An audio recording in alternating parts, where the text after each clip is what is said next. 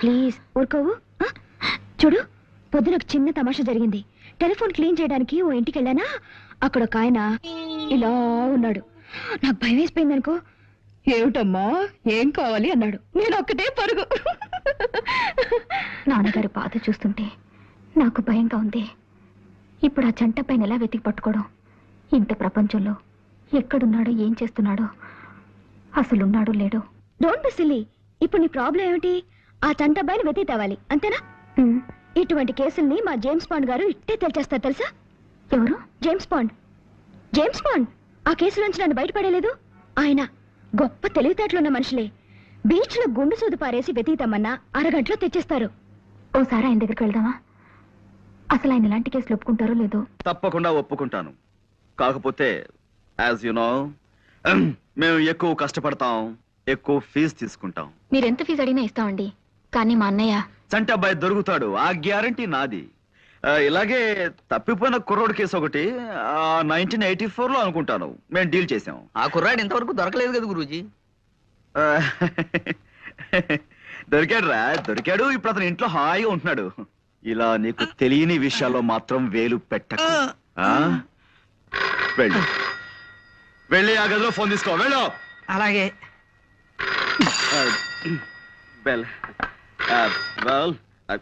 చంటబ్బాయి పిన్ని గారు ఒక ఆవిడ దుబాయ్ లో ఉన్నారట. ఆవిడ అడ్రస్ కూడా వీళ్ళ దగ్గర సరైంది లేదు. ఆవిడ పేరేమన్నారు? బాలా. బాలా.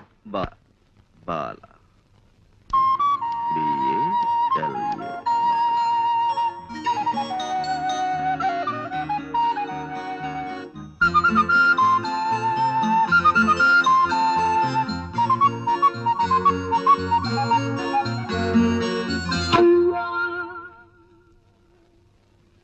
ఆ ఒక్క ఆధారం రామ్కోటి గారి పాత అడ్రస్ తప్ప చంటబ్బాయి గురించిన వివరాలు ఏం తెలియవు. అవి మేం పట్టుకుంటాం. అటువంటివి మాకు కొట్టిన పిండి. రామ్కోటి గారి అడ్రస్ మీ దగ్గర ఉందా? ఆయన విజయనగరంలో ఉన్నప్పటి అడ్రస్ ఇది. ఇప్పుడు ఇంకా ఆయన అక్కడ ఉంటున్నారో లేదో తెలియదు.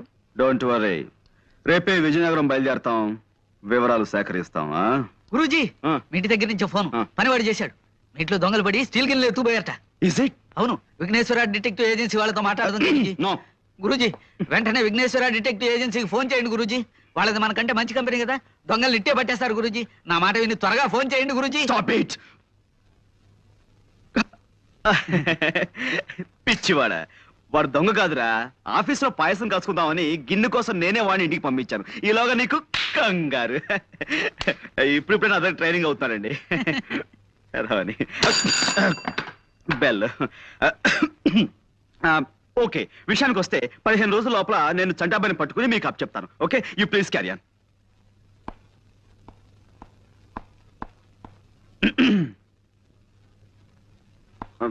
వస్తానండి. అలాగే. నాన్నగారు ఆరోగ్యం దృష్ట్యా వీలైనంత త్వరగా ఈ పని పూర్తయ్యేలా చూడండి. Sure sure. మీరు బయలుదేరండి.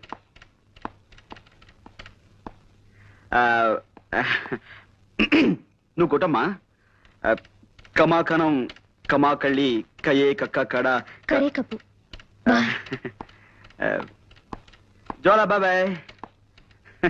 ఏం గురూజీ, విఘ్నేశ్వర డిటెక్టివ్ ఏజెన్సీకి ఫోన్ చేసి మీకేమన్నా?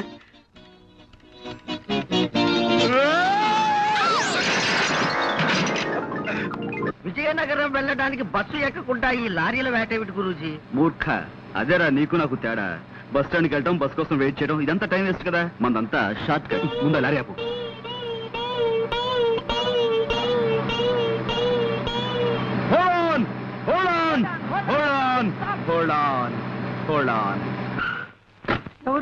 విజయనగరం ఎక్కువ ఎక్కువ త్వరగా ఎక్కువ. నేను అర్జెంట్ గా ఊరికి వెళ్ళాలి. ఇప్పుడు కాదు, నన్ను వదిలేసాయి. అదంతా నాకు తెలియదు బాస్. నా డ్యూటీయే.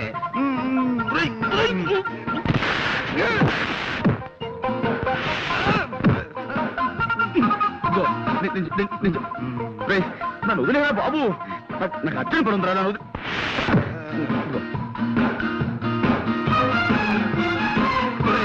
నేను అజాగ్రత్తగా ఉన్నప్పుడు హెచ్చరించడానికి మీద పడమన్నాను, కానీ ఇలా అర్జెంట్ పని మీద ఉన్నప్పుడు కాదురా. నాకు చాలా అర్జెంట్ పని ఉంది, వదులు. నాకు చాలా అర్జెంట్ పని ఉంది. జీతం తీసుకున్నాక డ్యూటీయే.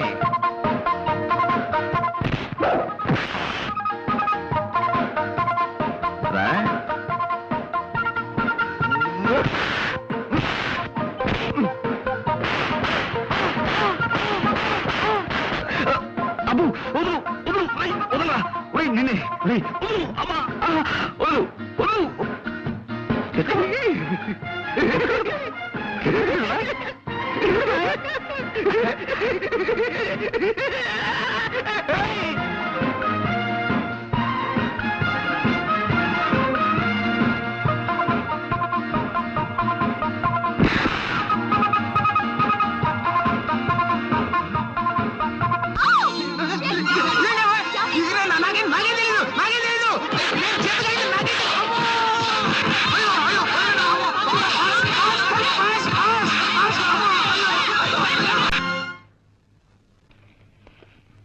Good morning sir.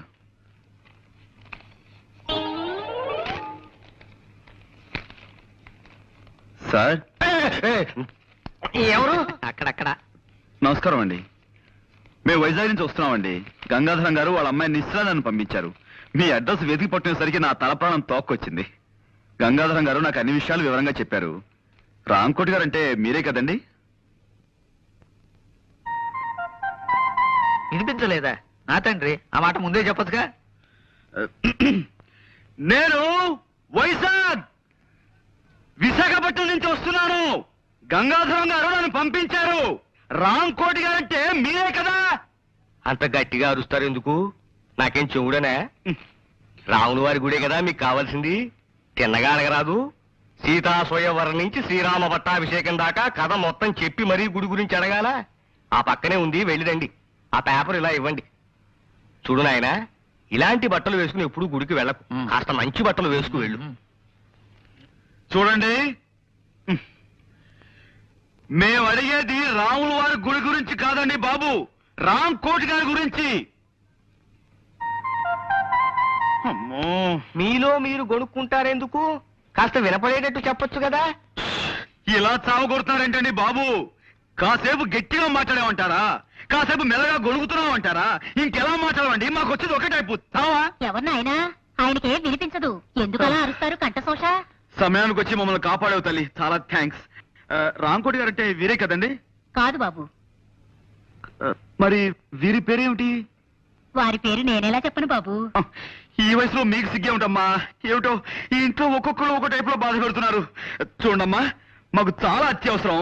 రాంకోటి గారు పోనీ పోనీ ఈయన పేరేమిటో చెప్తారా? వారి పేరు కృష్ణమూర్తి గారు. కృష్ణమూర్తి. చూడమ్మా, 25 ఏళ్ల క్రితం రాంకోటి గారిని ఈ ఇంట్లో అద్దుకుండేవారు. ఇప్పుడు ఆయన ఎక్కడున్నారో చెప్తారా? తెలీదు బాబు. మీరు ఈ ఇంట్లోకి కొత్తగా అద్దుకొచ్చారా? మా కొంపలో మలేరియా జ్వరాలు ఎవరికీ లేవు. మీరేం సూది మంది ఒక్కర్లేదు. వెళ్ళండి. ఏమండి, మీరు ఊరుకోండి. ఇది మా సొంత ఇల్లు నాయనా. 10 ఏళ్ల క్రితం కొన్నాం.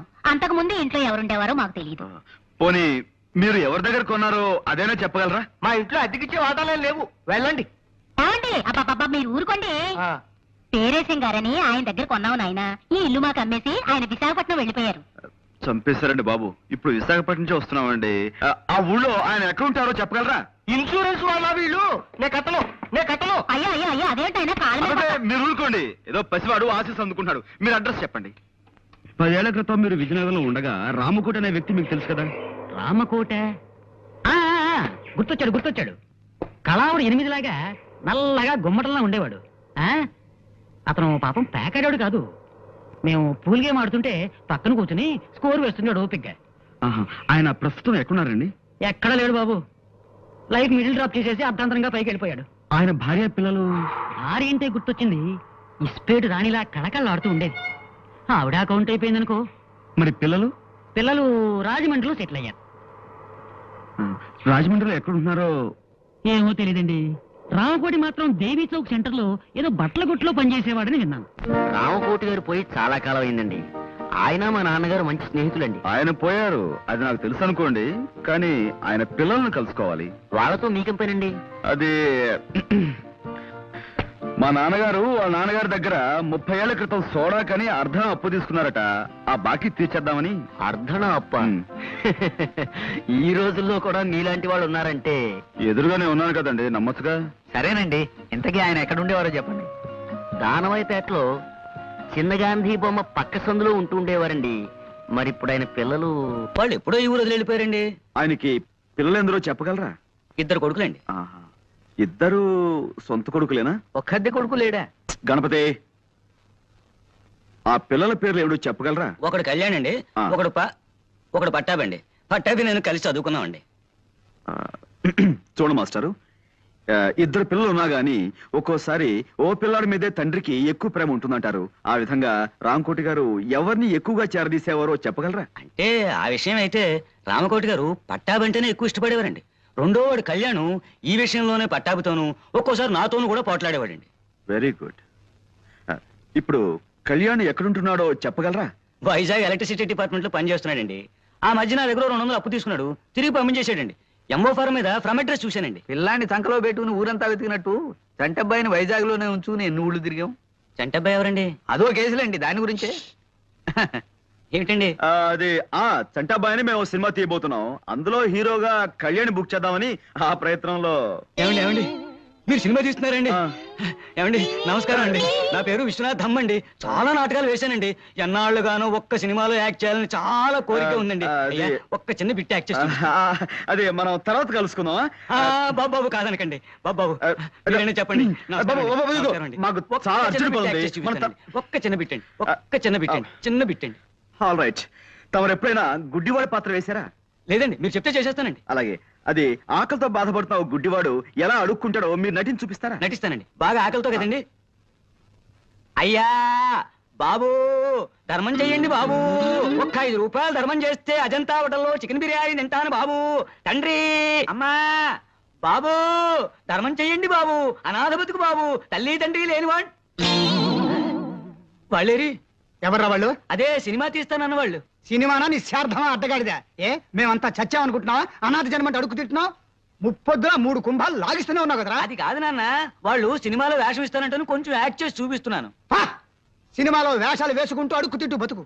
నా కొడుకు పుట్టగానే టీవీ చూసి దడుచుకుని చచ్చాడు అనుకుంటాను. పా!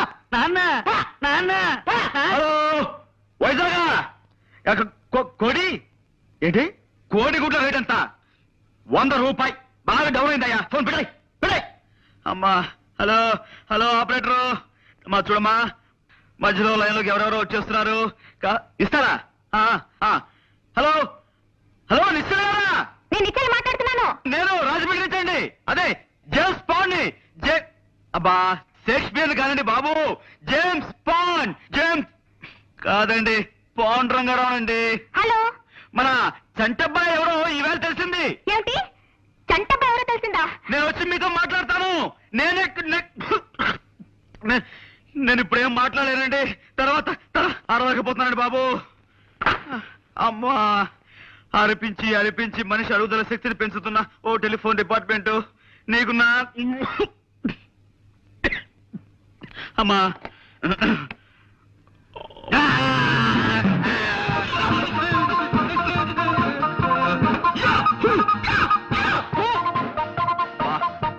వా, ఇదేమిట్రా, నువ్వు రాజమండ్రి దాకా వచ్చేసావు? మా ఊరు ఇదే బాస్. మీరు అక్కడ ఊళ్ళో లేరు కదా అని నేను సెలవు పెట్టి ఈ ఊరు వచ్చాను. వేరే ఇక్కడికి వచ్చిన తర్వాత తెలిసింది మీరు ఇక్కడ ఉన్నారని చెప్పి ఓసారి డ్యూటీ చేద్దాం అనిపించి వచ్చాను బాస్. నువ్వు నీ డ్యూటీ.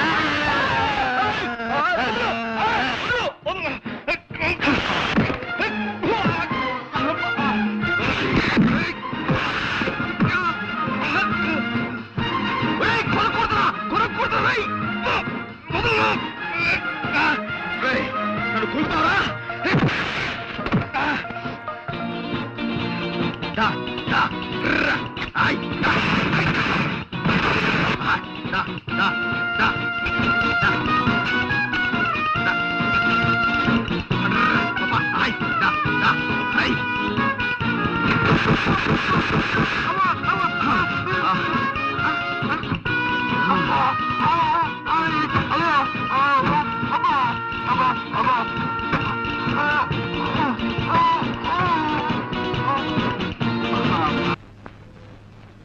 నమస్కారం ఎడిటర్ గారు. నమస్కారం. ఎవరమ్మా? ఈ వారం మన ఆంధ్రవిని ముఖ చిత్రం అద్భుతం.